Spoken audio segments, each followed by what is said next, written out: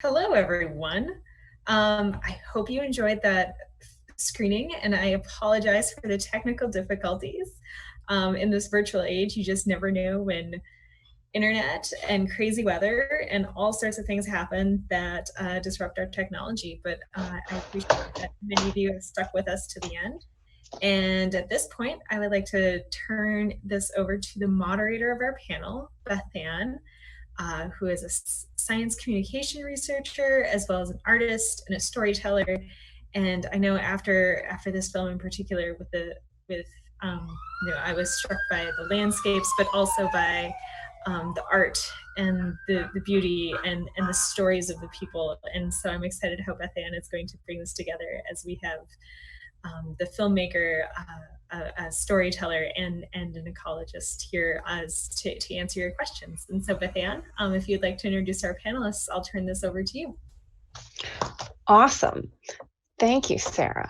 I'm stoked to be with you all tonight. I have a secret, well, maybe a former life in art, and try to still integrate that as well as I can into my work here at the University of Wyoming. Tonight, we are joined by Emilene Ostlind, who is a storyteller in the science space working at the Ruckelshaus Institute at the Haub School of Environment and Natural Resources here at the University of Wyoming, and Dr. Michel Kohl, who is an ecologist at the University of Georgia and also an enrolled member of the Fort Peck Sioux Assiniboine community. And they are going to be joining the filmmaker, Eric Overton, to talk with us today about some of the big ideas that came out of the film and are sort of stimulated by the film. And as we get going, for those of you still tuned in, if you can use the ask a question function, I'm going to warm us up with just a couple, and then after that, we'll hope to mostly take questions from the audience. So please get your questions ready.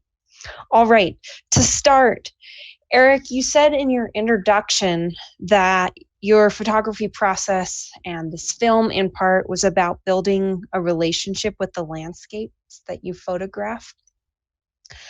I'm interested in what Emilene and Michel can share with us about how science, similarly to maybe Eric's processes with photography, has helped shape their relationships to Western landscapes.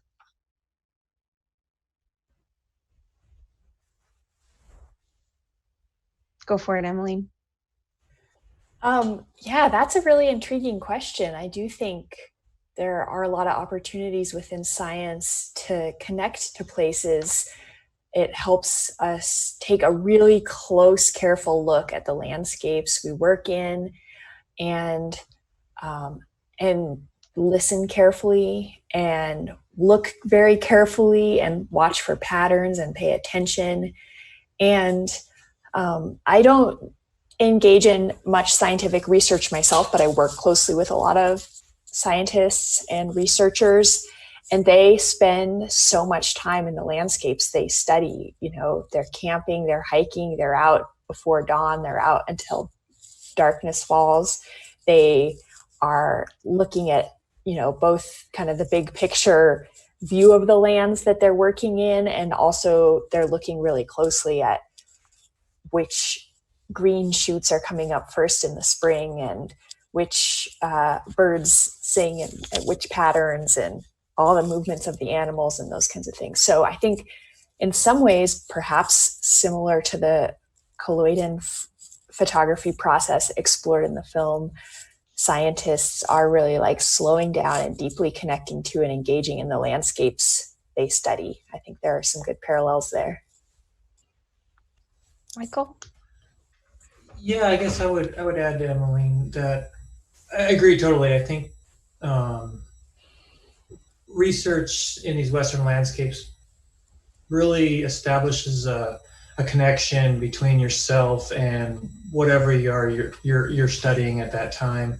And in part of that process, I think the other thing that, think about this in terms of maybe slowing down the process or preserving those moments, is that you really do have to kind of focus yourself. You have to slow down everything. You have to dig deep to understand and get a better feeling and a sense for what it is you're seeing, what you think is happening on the landscape. The other thing I thought that was a really nice parallel between some of the work that I do when I think about research and these Western landscapes is, and the video itself, was the ability of translating that science in a communication process that allows you to talk to the public. How do you explain what you're seeing in a way that the public can actually understand it and appreciate? So for me, those are some of the really nice parallels I saw between what I do as a research scientist and some of the work on the movie. Thank you. Eric, this one's for you, at least to start. It would surely be tempting to simplify the idea of preservation and just say it's a static thing. We want to keep something the way it is, package it up, take it home, never have it change. But this film doesn't let us do that. And so I'm interested to hear about what you find complicated about this idea of preserving wild and public lands. Yeah, no, that's definitely something that I don't know that I have a good answer for. You know, I asked myself in making this film and making these photographs, what's the value of taking a photograph? And it's really rewarding to capture a beautiful image and go out and present it. But the thing that I've struggled to understand myself and articulate is what can be the connection that can be fortified, made, and developed in the process of making the images, right? And this is just my own experience. I think I may have taken more lessons that I can apply to my life and to my relationships from my failures using this process than in the beautiful images that I've made, if that makes sense at all.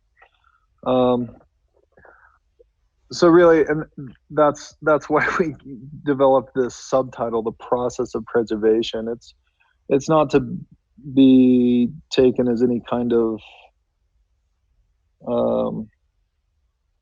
slogan or diatribe or we're trying to convince anyone of anything. It's what we really want to do is promote the message that all of our processes are different, whether it's dirt biking, research, animals, being a long distance runner, whatever it is, it's really in those uncaptured moments that I feel like the connection is really made. I don't know if that answers your question, but that felt right to me. It does. I think, Emilene, just considering the space that you work in, do you want to respond to Eric about that? Yeah, when I first heard about this film and just, saw kind of the cover image and the title, I expected it to have this message about landscape preservation and needing to keep places unchanged. And after I watched the film, I found it to be so much more about human experiences and relationships and communication and collaboration and deeply listening to each other, which I just thought was so refreshing. And I feel like, in the United States of America, we did a big experiment with land preservation by creating a lot of national parks and other protected areas in the last century.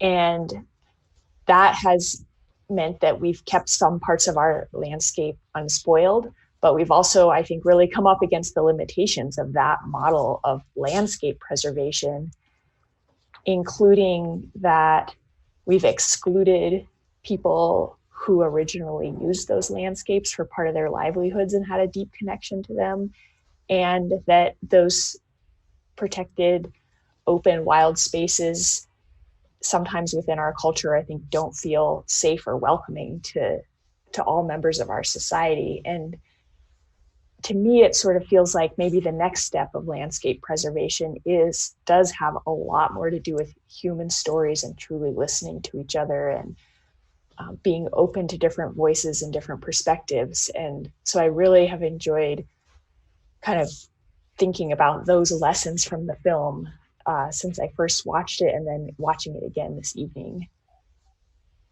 Michael, do you want to chime in there? I think from your perspective, both in terms of your modern training and some of your heritage, this question of how people and different types of knowledges inform how we manage the landscape seems really important. I think there's a lot to learn about that. I think I've always struggled with the idea of preservation and conservation for a number of reasons. Preservation, I would say, at one level is great in theory, but it also is exclusionary in a lot of ways. Both historically, culturally, Native American tribes, other groups, but even present day. When we talk about preservation, there's a very small group of people that will ever really experience areas that we are preserving, if you will, on the landscape. And so you're making it potentially unwelcome or not, either because they don't feel comfortable or just because they have no access to it, either because of their own upbringing, their own lifestyles, or what have you. And so I think preservation has its challenges. I do think preservation is very valuable when it comes within the context of cultural preservation. Growing up on the Fort Peck Reservation, I've seen a lot, and I've been exposed to a lot of the loss of Native American culture and what happens when you don't have that connection to the landscape, or that connection's been removed. The restoration of bison to tribal lands is a part of my research that I've been involved with quite extensively, and the return of Yellowstone bison to Fort Peck Reservation, that tribal herd's only 6 or 8 miles from my house, and that's a key part of restoring or preserving a cultural heritage. And so I think there are benefits to preservation. We have to also be aware of when they may be detrimental, I guess. And I don't know if that really necessarily answers any of your questions, but I think it's always a difficult philosophical question about when do we think about conservation versus preservation, and what does that mean to different people? Yeah, I think that brings us back around to a really important element of the film, which was that the stories in this film are intensely personal. And I'm interested in what maybe you all think. You all have some relationship to science-informed decision-making and science driving the way that you think about certain things in your lives, and maybe even the way that you encourage other people to think about things in their lives. And so I'm interested in what you see as the role of stories in connecting people to science and science-based decision-making, whether that's in the context of how they live their lives personally or maybe in these landscapes. Eric, you want to kick us off? Yeah, I mean, I really liked what Emilene said about listening. I am a terrible listener. Even now, my mind is all over the place. It's for me to be able to listen in a one-on-one conversation has always been a challenge. And in making this film, and even before that, going out and photographing and finding some quiet space and forcing myself to learn how to listen just a little bit more has had a tremendous influence on the way that I practice medicine. which is obviously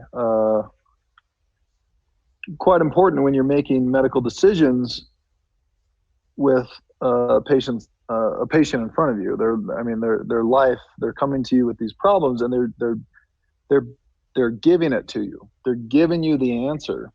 And what I learned through this process, and I was able to extrapolate and apply to my medical practice, was that it's all in the story that is being told to us, right? In training, we're taught to collect information and apply it to our assessment and plan. And I think in the chaos of modern medicine, the reality is we do that backwards. We start from a place of the plan, if you will, and the listening has really been skipped over.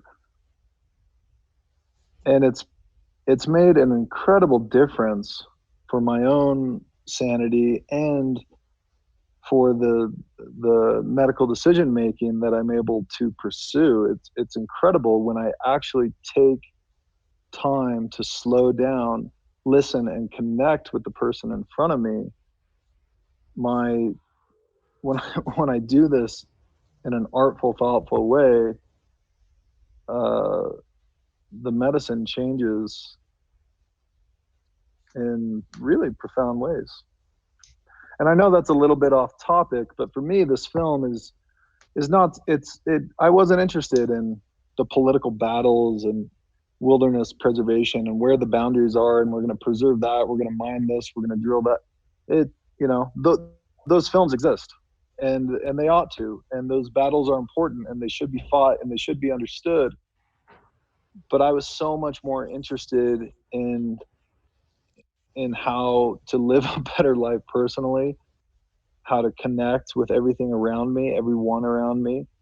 And I think the people in this film, the subjects and the crew, everybody took a little bit from this film, in that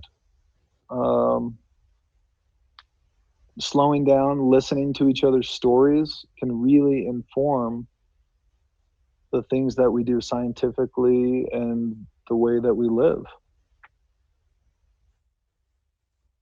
Thank you. Michael,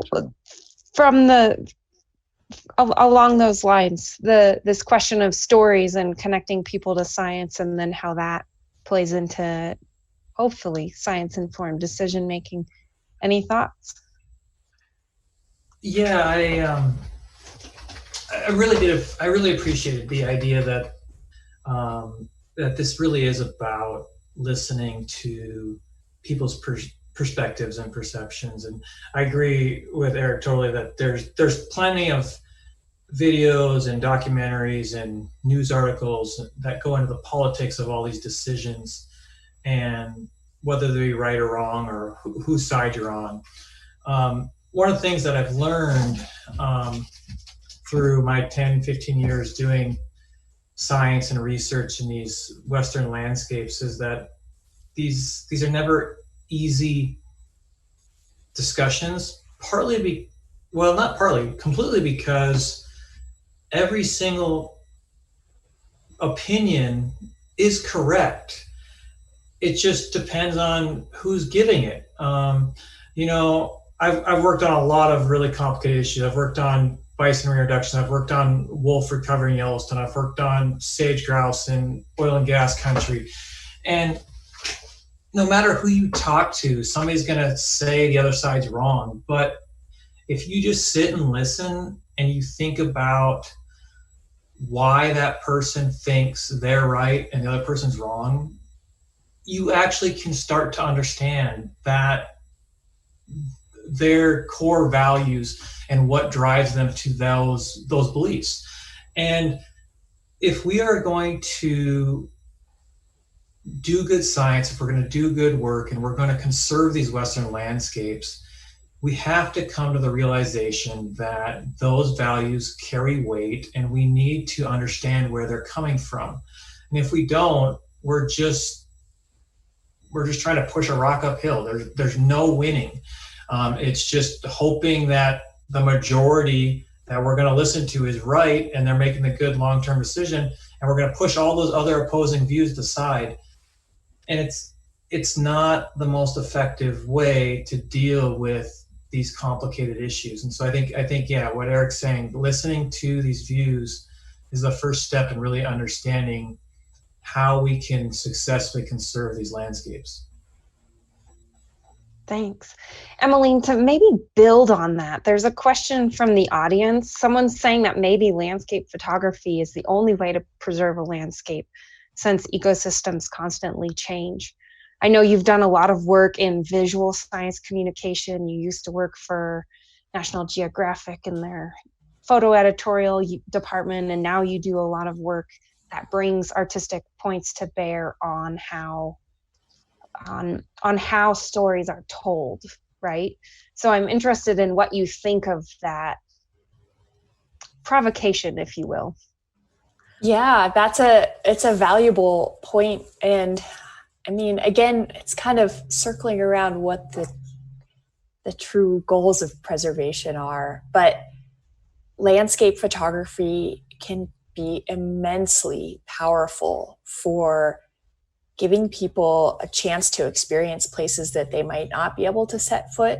And I do think one of the big tensions in landscape conservation that we're facing today is this idea that, and the film talks a lot about like how important it is to get our kids out into wild places, or to go set foot there ourselves, or to bring people into these places so they can experience it for themselves and really understand kind of the magic and power of wild places, which I totally agree with. And, I hope to create those experiences for my kids. And at the same time, there's a lot of human beings on the planet. And if everybody is going into all these wild places, it's going to change them, and they're not going to be as wild.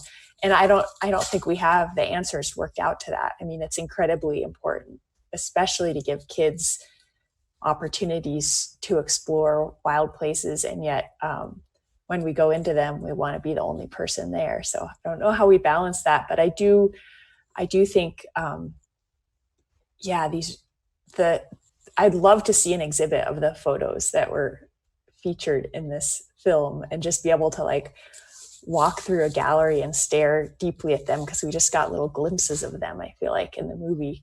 And that type of work, from my experience working in the photo department at National Geographic magazine and using, I hire a lot of illustrators to contribute to the magazine that I edit at the Ruckelshaus Institute, and just finding different formats that people can connect to the work. There's huge value in telling the stories of people's experiences on landscapes, research that's happening on landscapes, new discoveries, ecological understanding of these places, cultural understanding of these places. There's like endless need for those kind of stories, and sometimes imagery is the most powerful and direct way to share that with a broad audience. Eric, I think you can build right off of that in response to another question. Someone's asking about the camera itself, if it's a fully modern reproduction, exactly, something about the camera. And then also just kind of saying a bit what you're saying, Emilene. This person's saying that they love the idea of slowing down the photography process to really take in the place. So maybe, Eric, you can tell us a little more about your decision to use that particular approach. This approach with this camera specifically? Oh, I don't know. I was drawn to the artifact, to the mistakes, and to the mechanics of it, to the fact that it doesn't require a battery or it doesn't have a screen. I honestly don't know much about the camera. I purchased it new, but I have older cameras, and really photographers, one of the first things they ask about when they find out you're a photographer, or they come to one of your exhibits at a museum or gallery is they want to talk cameras a lot of the time. And I understand those conversations can be interesting, but it's really never been something that I've really cared to learn too much about.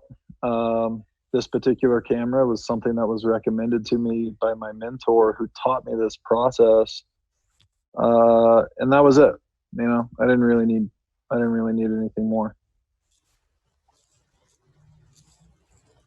And then to the point about slowing down, you say you have other kinds of cameras, and we get a little bit of the answer, I think, just by watching the film. But there's what is it about this particular process that for you is different, say, from a film camera where you would work in a dark room? It would still be slowed down. It would still not involve a screen. What takes you all the way to a glass plate? I really like the end product. The process is beautiful, but when I look at the end product, and I can photograph as fast as I can, and each time I take a picture, it probably takes 45 minutes. But if I set up the camera and take 12 pictures in a span of 8 hours, I'm going to get 12 very different images. So while the end product is really what I'm after, it's this aesthetic. It's seeing these just they're just beautiful mistakes. And there are, I mean, when you look at the photographs of Watkins that he made, and then later Ansel Adams came along and really studied the photographs of Watkins, but he was out there with 13 mules and 2,000 pounds of equipment in Yosemite without any of the beautiful paths and trails that we have now there, right? Making these flawless and meticulously gorgeous photographs. You know, I try to approach this technique with inviting a certain amount, quite a bit actually, of imprecision, right? There's no way to measure the light, really. And if there were, I probably wouldn't use it, because what I'm drawn to is the uncertainty of what I'm going to get. And there's nothing, and I allude to this, I talk about this a little bit in the film, is it brings me back to the purity of a child, right? Just that excitement when I'm processing a play in the darkroom with this process. I mean, my heart is pounding out of my chest, and I see these highlights come in over, I don't know, 2 or 3 seconds.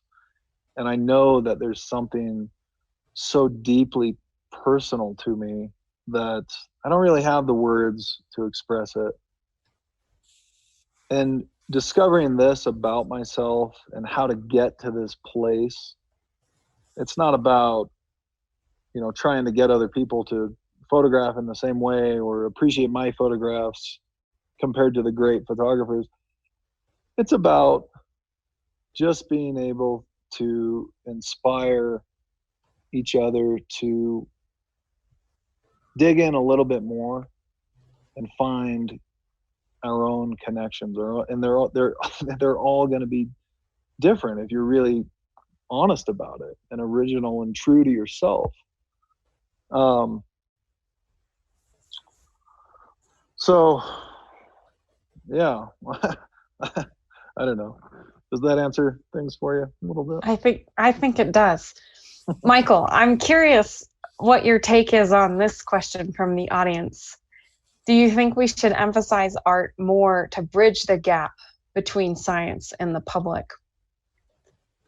And you might take that a few directions. So go wherever you will with it.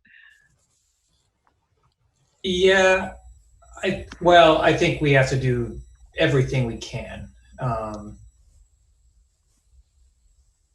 Right now, I would Well, I mean, I think it's fair to say science is under siege from a lot of different directions, largely based on cultural and political beliefs, and whether or not the science aligns with what you think how the world works.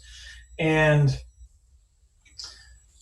I think partly in large part, that's because a lot of the general public maybe doesn't quite understand the scientific process, and how this is an iterative process, and we learn from our mistakes and we test ideas and we come up with an answer, and then somebody tests our answer to see if it does really work, or maybe there's a better answer. And that's the first struggle we've had, is that a lot of the general public doesn't understand that process. That has led to a lack of confidence.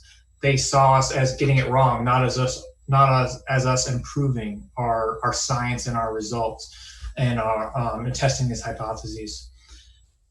So, but getting back to your question, I think the reason the public doesn't understand that process is because as scientists, we've done a really, really crappy job explaining this process and explaining our findings, whether it be about climate change, whether it be about COVID-19, whether it be about endangered species management out in Western United States, or whatever we're talking about. I think art is one tool, and art encompasses a whole lot of different communication avenues, if you will.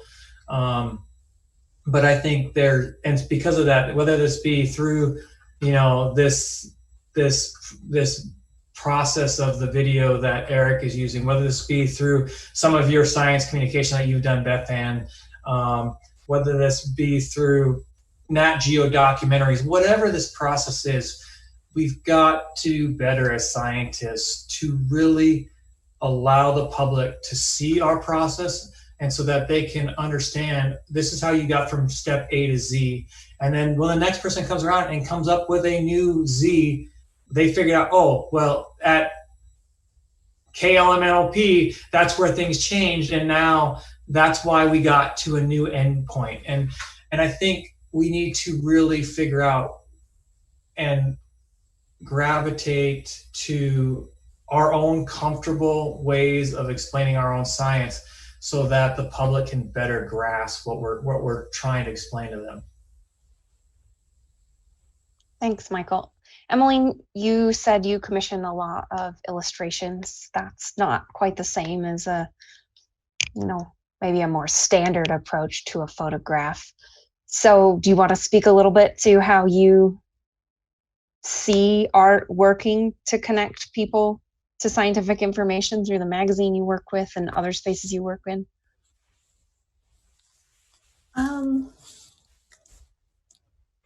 Yeah, I mean, for one thing, there's just a huge need and opportunity. Like, scientists are trained, they have to do a lot of writing, and it's in a very particular style and communication with figures and things like that. And a lot of scientific work and ideas and new understanding is destined for the peer-reviewed literature or maybe conference presentations and proceedings. And that is all really important and a critical part of the scientific process. And then now, on top of that, we're asking scientists to communicate their work also to a broad public audience, which is like a whole other job that requires a whole other skill set. I think that really comes through in a film like the one we just watched, where when you see a masterful storyteller at work who knows how to compose images and craft a narrative in this extremely powerful way, so that you just get swept up in the story and like don't think of anything else for an hour and 20 minutes, that can just be so meaningful in like such a compelling way to convey information to people who are, probably not going to sit down and read the peer-reviewed literature, and B, even if they wanted to, most of it's behind a paywall anyway. So I spend a lot of time in my role at the Ruckelshaus Institute at UW just kind of thinking about, like, given all this interesting thinking and idea generation that's happening within the university, how can we move some of those ideas into formats that can be readily accessible to all sorts of people? And I guess one specific example is that for the last issue of the magazine that I edit, we focused on invasive species in the West, and I was able to hire an illustrator named Sarah Gilman to make the cover art for that issue. And she created this really beautiful, super intricate painting that has a whole bunch of native species coming in on one side of the page and all these invasive counterparts on the opposite side of the page. And they're like super detailed down to the bees and the weeds and the thistles. And I think that cover art drew a lot of people to pick up the magazine and open it. And hopefully within that, then they'll find stories that will teach them something new or change their thinking about the species on our landscapes and how they interact. So that's one example of how I bring in illustrators and try to think about different ways of storytelling around these complex topics. Thanks. Okay, I think we might wrap it up with this question, so each of you can take a crack at it. Though the film is about preservation, which implies looking back, it's really interested in the future as well. So from your point of view, what gives you hope about the future of public land management in the West?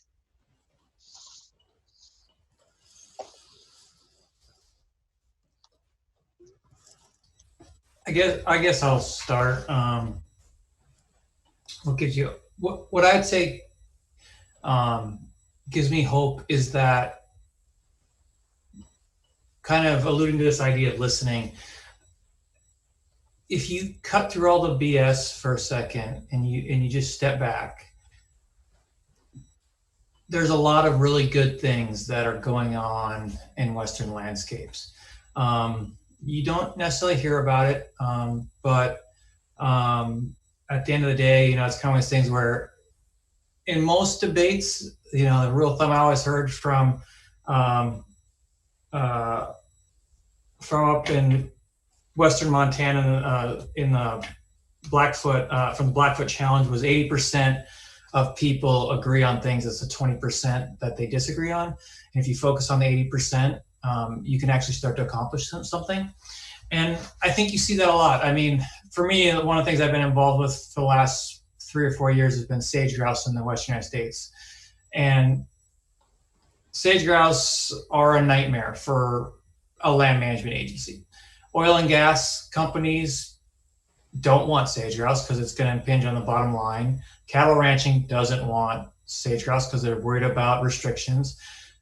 The conservation community wants sage grouse before anything else. And the preservation community may say they want sage grouse and none of that other stuff. And then you've got everybody else in this multi-use landscape. And yet a species that saw massive declines in 2015, the listing decision came out that said that sage grouse was not warranted for listing in the Endangered Species Act, not because of federal land management agency stepping in and saying, we are going to do this to protect sage grouse, we're going to do this. It was a whole host of everybody sitting at a table and saying, we need to protect sage grouse for whatever my reason is. And then out of that decision, for everybody to say 80% of us want, or 100% of us want to save sage grouse, but we want to do it so that it also helps us, that 80% of how it helps us is what got sage grouse protected from the endangered species list, which means it would have really harmed a lot of different communities for a lot of different reasons. And so I think that was a really great example for me of when you start to sit down and listen to what the other person's saying, then you can actually accomplish some really good things. And so it is that first step. It's that listening. That's what gives us the opportunity to really move forward and really protect the resources that we're interested in.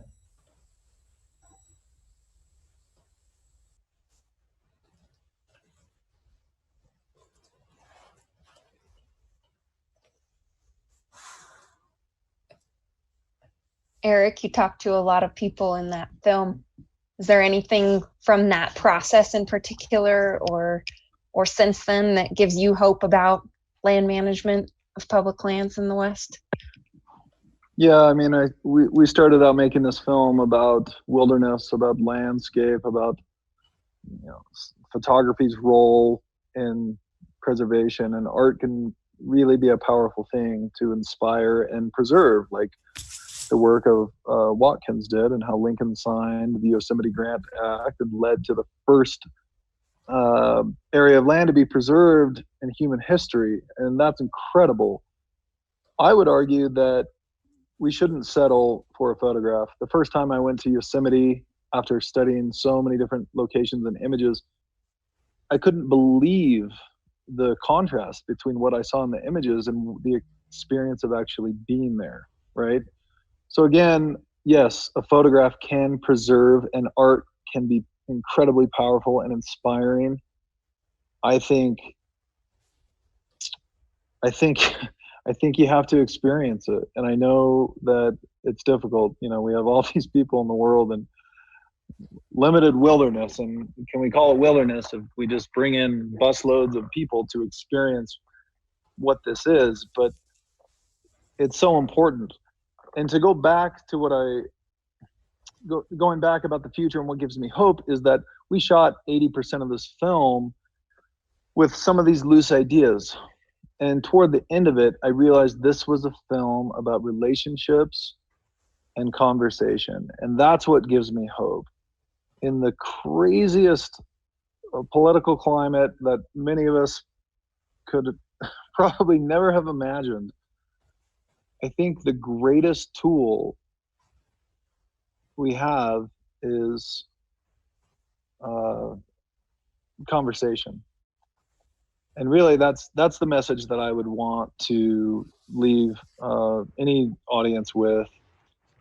Is really the power of conversation. It changed the messaging of this film. It really demanded attention. This really basic concept of listening, conversation, and trying to connect with the other people that are so different from one another. And it's in this common ground that we all literally share. I mean, how can we not find some way to celebrate that and to do it through conversation? Thank you. All right, Emilene, last word. Hope about land management in the West. Oh man, that's those are both hard ideas to follow. It's also kind of hard to feel super hopeful these days, honestly, about some of the land management and natural resource issues that we face in our communities. The part of the Ruckelshaus Institute approach to addressing these challenges is through collaborative process, which is really slow and tedious, but it means bringing all the voices to the table and sitting down across from the people you wouldn't normally have a conversation with, ranchers and environmentalists and energy industry folks and wilderness enthusiasts, and getting everyone to talk face to face and put their values out on the table and be really direct and transparent about it. And that is not an easy process, but it is a way to make real sound, solid decisions and move issues forward in a way that's productive and can lead to a better future for all of us, hopefully. So I agree. I was really moved by the message from the film about those conversations and about listening to perspectives you don't normally pay attention to or agree with, and seeing what you can learn from that and understanding the human being behind all these different ideas. And I just think that is, I guess even in this time of our country having a real national reckoning with racial injustice, and that's another version of those really hard conversations. And I'm very hopeful that we can as a country move forward and learn to treat each other better through these really difficult conversations, like recognize what we haven't done well, and that can translate to our relationship to the land as well. So there's a lot of work to be done, and there is some room for hope inside of it. Well, thank you all, Michael, Emilene, Eric. Your insights and reactions to this film have really enriched my own perspective on it. I thoroughly enjoyed watching it and have a lot more to think about now, thanks to the three of you. I'm going to hand it back over to Davey, and he's going to let us know what, if any, follow-up there might be, if there are ways for us to share this conversation beyond this evening, to share the film beyond this evening, and so on. So thanks again, everyone. Great, thank you, Bethann. Hey, everybody. I really loved seeing this conversation, and I appreciated everyone's adaptability as we got through our technical snafus. If you got cut off partway through the film, Eric has made the film available for distribution through Amazon Prime, so it is currently on that platform. So you can rewatch the film there or share it. It's a really great one to get out there. The other way to keep involved in this conversation would be we will host the Q&A portion on the Utah Film Center's website afterwards, so you can share the Q&A with people who missed this evening or were cut off partway through. So they didn't get to see us live, but they can still access the content. We really appreciate it, and we're looking forward to seeing you next week for our screening of, oh, it's late at night and my brain's broken, Boys State. We're playing Boys State with Radio West as our Through the Lens feature. So we hope to see you next Tuesday for that film. Thanks again, everybody, and have a great night.